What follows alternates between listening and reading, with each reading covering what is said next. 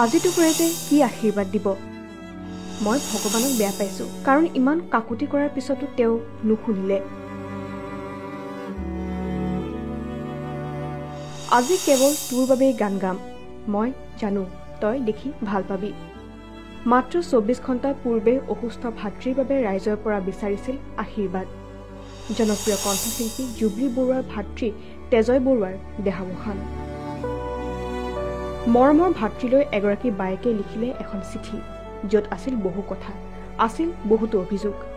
মাত্ৰ ২৪ ঘণ্টা পূৰ্বে অসুস্থ ভাতৃৰ বাবে আশু আৰোগ্য কামনা কৰি মঞ্চৰ পৰা ৰাইজৰ পৰা আশীৰ্বাদ বিচাৰিছিলে জনপ্ৰিয় কণ্ঠশিল্পী জুবলি বৰুৱাই। কিন্তু নিষ্ঠুৰ নিয়তিৰ আগত হাত দাঙিলে জুবলিৰ ভাতৃ তেজয় বৰুৱাই।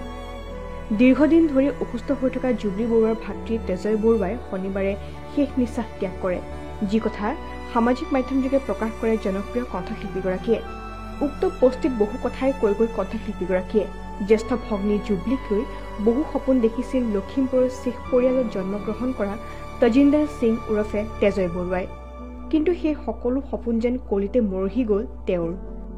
শনিবাৰে ফৰিদাবাদত আছিল কণ্ঠশিল্পী জুবলি বৰুৱাৰ সংগীতানুষ্ঠান।